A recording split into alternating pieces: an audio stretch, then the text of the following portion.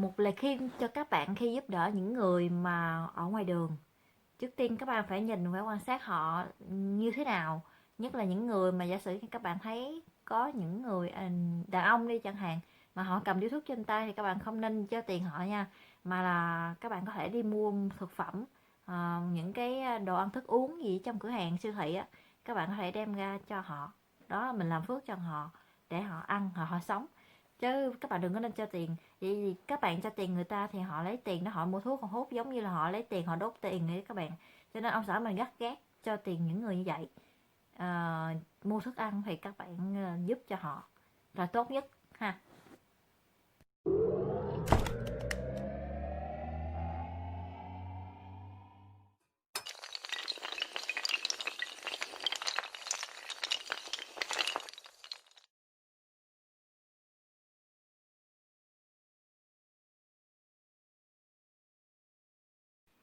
Rồi hôm nay mình sẽ hỏi ông xã mình một số câu hỏi để cho các bạn biết thêm ha.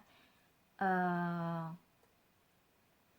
J'entends beaucoup de Vietnamiennes, ils ont posé question que pourquoi le gouvernement n'aide pas des gens sur la rue, qu'on laisse les gens comme ça pour demander l'argent, demander manger sur la rue.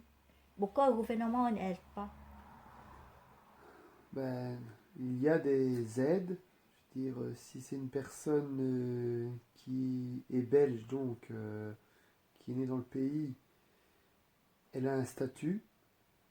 Ce statut lui permet d'avoir droit au chômage, d'avoir droit à des aides du CPAS. Donc ça, ce sont les aides du gouvernement. Maintenant, forcément, si la personne, pour avoir ces aides, il faut remplir certaines choses. Donc, prouver que tu cherches du travail, ce genre de choses. Et si jamais la personne ben, ne cherche pas de travail au bout de X années, ben, effectivement, on peut décider de arrêter de verser de l'argent, mais je sais déjà même pas si ça arrive. En fait, oui, si elle est belge, elle peut être sans abri, elle perçoit un minimum, donc elle reçoit chaque mois un minimum d'argent. Maintenant, après, il faut voir ce que cette personne en fait. Donc ça, c'est les aides du gouvernement. Normalement, je veux dire, ils recevront toujours quelque chose. Après, ben, ce sont des aides extérieures du gouvernement, donc des ASBL qui existent. Et ça, ce sont des groupes de personnes, des bureaux qui sont là pour aider les gens, des maisons d'accueil, ce genre de choses, où là, on leur propose un logement et un contrat pour du travail, ce genre de choses.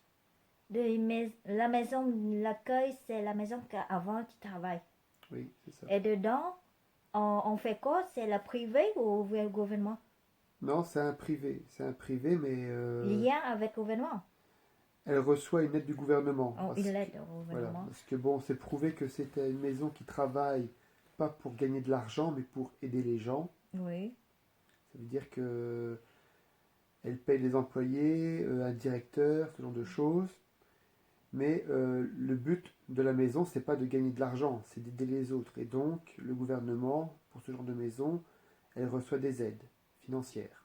Et c'est quoi dedans? C'est des nourritures, c'est de l'argent ou c'est quoi? C'est une chambre pour vivre.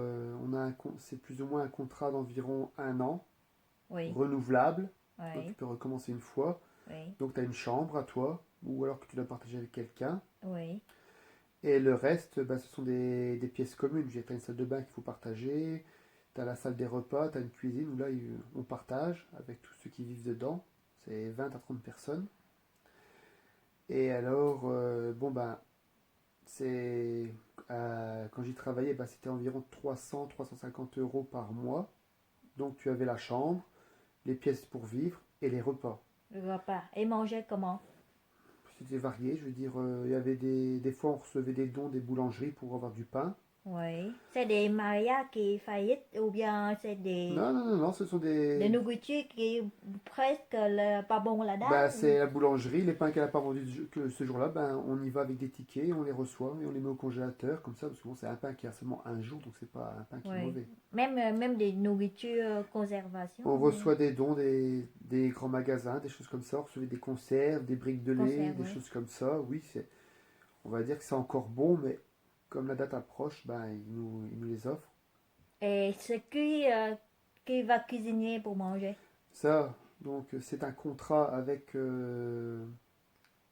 les riverains, enfin ceux qui viennent vivre dans la maison. À leur arrivée, ils ont un contrat, comme quoi ils s'engagent selon leur situation ben, à chercher du travail s'ils n'en ont pas par exemple. Mais alors, une partie dans leur contrat, ils doivent participer à la vie de la maison. Ça veut dire qu'une semaine, ils vont devoir nettoyer les couloirs, ou nettoyer les salles de bain, ou faire à manger, ou faire la vaisselle. Ah. Chaque semaine, on change les programmes et donc ça tourne. Donc une semaine tu vas faire à manger, une semaine tu vas nettoyer, une semaine tu vas nettoyer la salle de repos, la vaisselle, ou une semaine tu vas nettoyer les toilettes, hein, ça arrive, ça aussi il faut, ben voilà. Est-ce que ça arrive aussi des fois, il y a des gens qui passent une fois la nuit, deux nuits pour dormir là-bas? Oui, oui, on a une chambre, on avait 2 chambres d'accueil. Ça c'est vraiment des accueils la nuit pour des gens qui ne sont pas inscrits, mais alors on doit prendre leurs coordonnées. Parce que à Mons, il y a un centre pour les sans-abri, donc ils doivent y aller pour pouvoir passer la nuit. Après, le lendemain, ils ressortent. Mais forcément, c'est des endroits qui ferment à une telle heure, ben, on ferme la porte. Parce que bon, il y a aussi un peu de danger, on ne sait jamais. Et oui, c'est déjà arrivé que ben, à minuit, on a une personne qui arrive et dit ben voilà, j'ai pas réussi à aller au centre de nuit, est-ce que vous pouvez m'accueillir? Si la chambre n'est pas encore prise, ben oui, on peut la prendre. Et c'est n'importe quelle personne ou bien seulement des Belges? Non, n'importe quelle personne, on a déjà eu des gens. Mais il faut avoir des papiers, ou pas? Il faut qu'on puisse communiquer. Donc si elle sait parler un petit peu, qu'elle se Ah, donne son nom, oui. nous on prend la personne, elle vient dans le bureau, on prend une feuille, la feuille de nuit de telle date. Donc voilà, c'est la feuille de nuit, tel jour, à telle heure, telle personne est venue, voilà, pourquoi elle est venue, qu'est-ce qu'elle a avec elle, ses objets, ce genre de choses, et on lui a donné telle chambre pour passer la nuit, voilà. Donc il y a simplement une trace comme quoi la personne avec son nom, prénom, date de naissance, si on sait la voir, ben, elle est venue chez nous pour dormir. Voilà. Mais je dis, comme on a vu souvent sur la rue ou n'importe quelle ville, des gens qui restent sur la rue pour demander l'argent ou manger, on voit beaucoup, c'est des Maroc, tout ça, non? Oui, des personnes d'origine étrangère, oui. Ben ça, j'ai envie de dire, c'est pas parce qu'elles ont l'air étrangères qu'elles ne sont pas belges.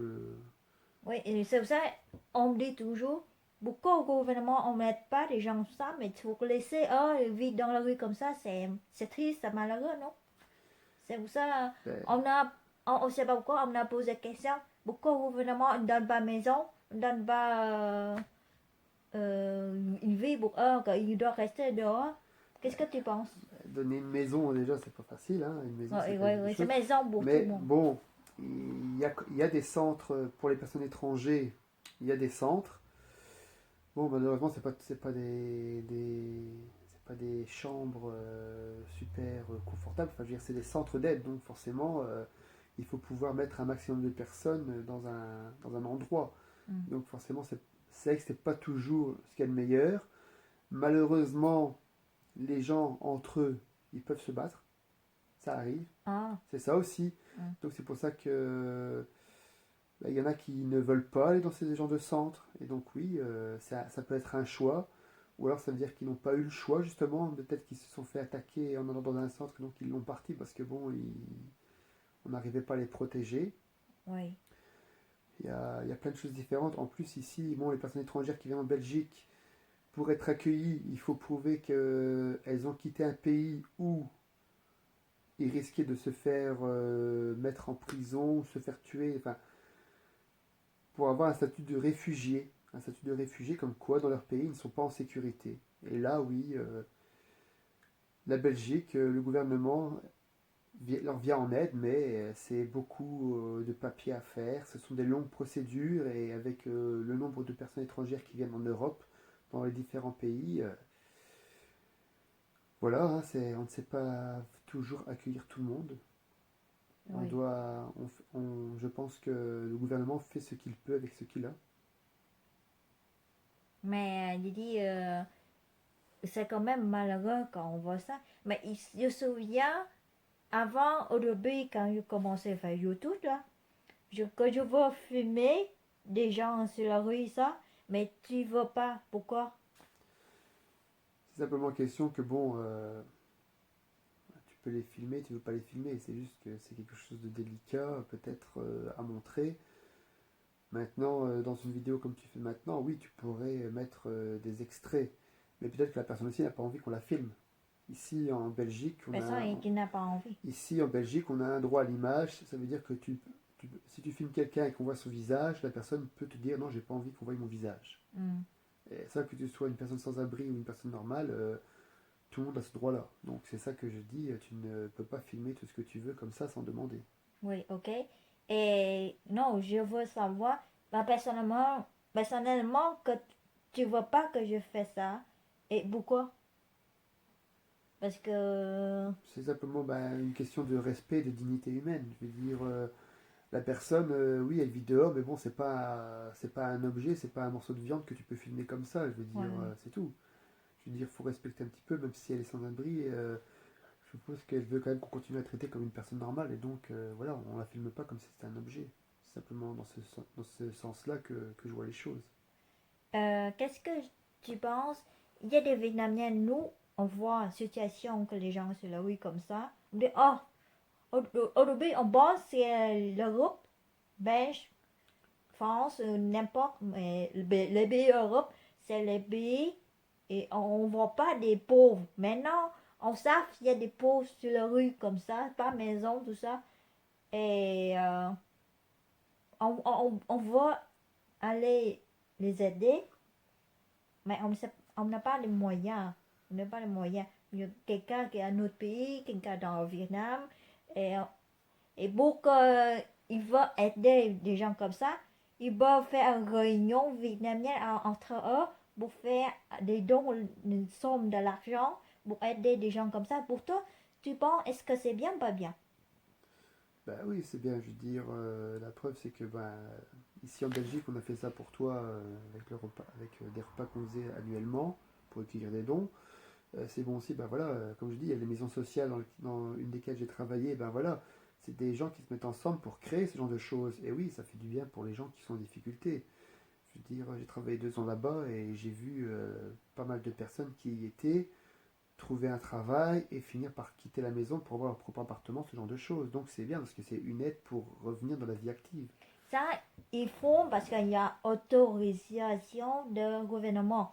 Mais nous, entre nous, en privé, est-ce que c'est bien, papa? Parce que si la somme d'argent réunie Mhm.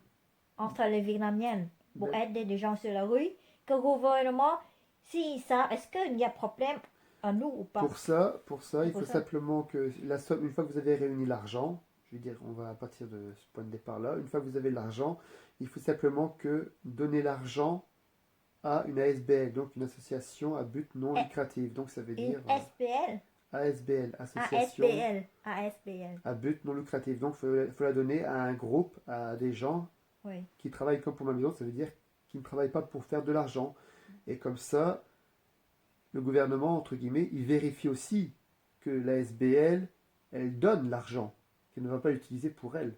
Oui. Il y a le gouvernement contrôle les comptes bancaires, ce genre de choses, des groupes ASBL, tout ça, pour justement voir que oui, ils ont reçu, je vais dire peut-être 5 000 euros, oui, ils l'ont utilisé pour acheter à manger, pour acheter des couvertures, pour peut-être agrandir la maison, ce genre de choses. Donc c'est ça.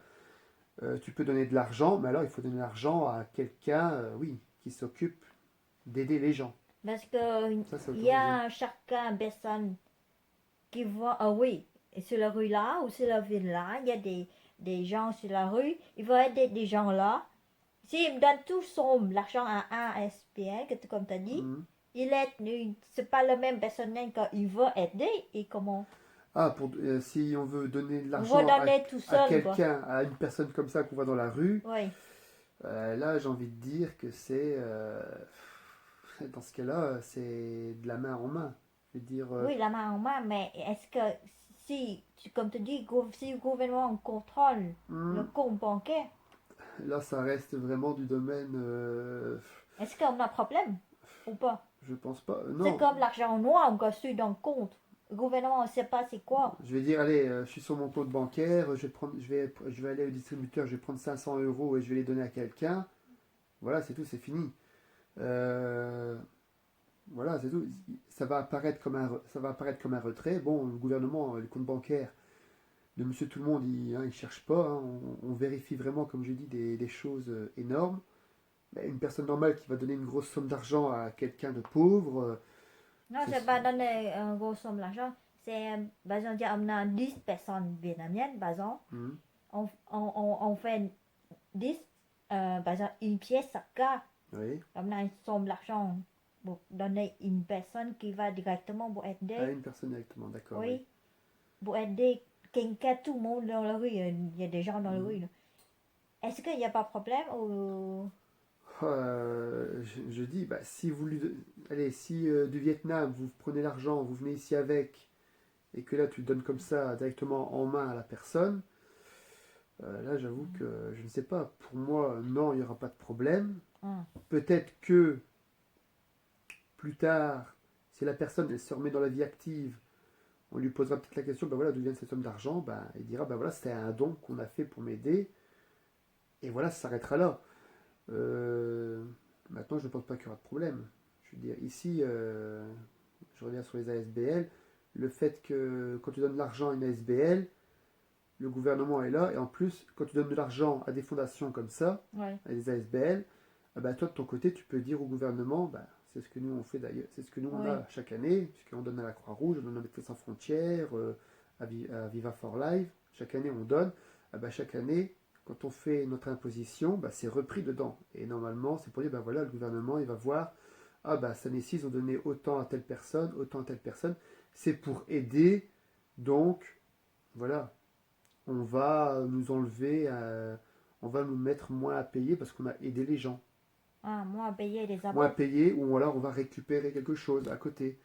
Parce que voilà, on a utilisé notre argent pour venir en aide. Donc c'est ça que je dis, quand tu fais ça dans un groupe officiel, tu peux avoir des exonérations d'impôts. Enfin, ça c'est le terme qu'on emploie en Amérique, je pense, mais oui, tu as des petits avantages. Si tu fais ça à quelqu'un comme ça que tu ne connais pas, une personne seule, isolée, bah, j'ai envie de te dire qu'il n'y a pas de trace écrite, il n'y a rien du tout, donc il n'y a pas de trace, il n'y a pas de réelle existence du fait que l'argent a été donné. Oui. Une fois qu'il aura l'argent, bah, il fait ce qu'il veut avec, et c'est tout. Le Croix Rouge, c'est il donne le sang, hein. C'est Non, la pas... Croix-Rouge, c'est pas seulement que le don du sang. Oui, il y a le don du sang qu'on fait tous les 3 mois, mais la Croix-Rouge, c'est aussi pour aider pour des médicaments, ce genre de choses. Ah, Dans, médicaments, d'accord. dans tous les pays. Médecins sans frontières, ça c'est pour aider dans les pays en voie de développement pour, qui sont touchés par des maladies, pour acheter des vaccins, des vivres, aider aux conditions sanitaires. Oui. Ờ, thì các bạn biết không, hồi lúc mà mình mới qua thì mình đi đâu đó mình nghĩ là ở bên Bỉ này chỉ là chắc là một đất nước giàu còn không có những người nghèo đâu, nhưng mà thấy những người họ đi xin tiền các bạn, hoặc là những người mà họ ngồi ngoài đường để họ xin ăn á, thì mình cảm thấy rất là tội. Nó ủa sao mà Bỉ cũng có những người như vậy sao? Nhưng mà nhìn nói tội thì nói chung là tính theo người Việt Nam mình á, thì người Việt Nam mình còn khổ hơn nhiều các bạn. Nếu mà ở đây bên đây mà các bạn cho họ 1 đồng đi thì nó cũng giúp được họ một người, mà 1 đồng các bạn có thể giúp được một người ha, nhưng mà 1 đồng đó ở bên Việt Nam các bạn có thể giúp được vài người đó, nó khác nhau như vậy. Cho nên ở bên đây mình thường thấy nha, là cái group người Việt Nam của mình, cộng đồng người Việt Nam mình á, thông thường là tụ họp với nhau, tạo thành một cái buổi tiệc ăn uống như những cái video trước mà mình có quay cho các bạn xem á, là ăn uống với nhau tạo thành một cái bữa tiệc, rồi mọi người đến ăn và để một cái bữa tiệc đó với cái giá 20 euro chẳng hạn, thì mình đến ăn mà được vừa ủng hộ tiền cho họ, thì những người tổ chức bữa tiệc họ sẽ họ làm những cái buổi tiệc đó ra, thì họ sẽ sau khi kết thúc bữa tiệc thì họ sẽ gom cái số tiền đó và họ gửi về cho cái người ở ban đầu Việt Nam, đứng nhóm bên Việt Nam, họ để ủng hộ cho những người khó khăn. Thì đó là cái cách của người Việt Nam mình tại hải ngoại, ủng hộ về cho người Việt Nam mình tại Việt Nam có hoàn cảnh khó khăn. Chứ chưa bao giờ mình thấy người Việt Nam mình bên này lại ủng hộ đi giúp đỡ những người bên này đâu các bạn. Tại vì những người sống bên này họ hiểu nhau. Tại vì ở bên đây dù sao cũng có sự trợ cấp của nhà nước, sự giúp đỡ của nhà nước rồi, cho nên không cần đến phiên tụi mình làm đâu các bạn. Tụi mình cần làm là cần làm cho người Việt Nam tại Việt Nam thôi. Vì thế mà có nhiều người họ không biết, họ nghĩ là nước châu Âu thì không có người nghèo, thì cũng có các bạn. Có nhiều kiểu họ xin tiền, họ đứng ở những cái chiếc đèn xanh đèn đỏ, khi mà xe dừng lại thì họ đến họ xin tiền. Còn có những người họ vẫn múa xiết những cái chày mà họ thảy lên để họ múa các bạn, thì họ vẫn làm vậy để họ mua vui cho mọi người, để mọi người có thể cho họ một ít nào đó. Rồi cũng có những người mà họ đánh đàn chẳng hạn, để giúp người khác thích nghe nhạc rồi họ cho tiền chẳng hạn. Thì cũng có nhiều kiểu đó luôn, nhiều kiểu xin tiền kiểu vậy. Nhưng mà nói khổ thì tính ra là không phải khổ như bằng như Việt Nam mình đâu. Việt Nam mình còn có nhiều người còn khổ hơn so với bên này. Vì thế mà mình thấy ở bên này dù sao thì có nghèo đến mấy thì cũng có nhà nước giúp đỡ mình. Đó là như vậy. Thì qua cái video này thì muốn chia sẻ chút ít về những người mà vô gia cư, những người nghèo ở bên đây như thế nào, để cho các bạn hiểu rõ thêm qua những cái câu hỏi như là sự trả lời, giải thích của ông xã mình cho các bạn đến xem. Rồi kết thúc video ngày hôm nay. Mong rằng nếu các bạn có những cái thắc mắc gì hay là những cái vấn đề gì muốn hỏi thì các bạn có thể comment bên dưới video. Thì nếu mà mình biết được hay ông xã mình biết thì mình sẽ giải thích vào cái video mới đến cho các bạn để hiểu rõ thêm. Rồi mình xin chào và hẹn gặp lại các bạn trong video kỳ tới. Xin bye bye.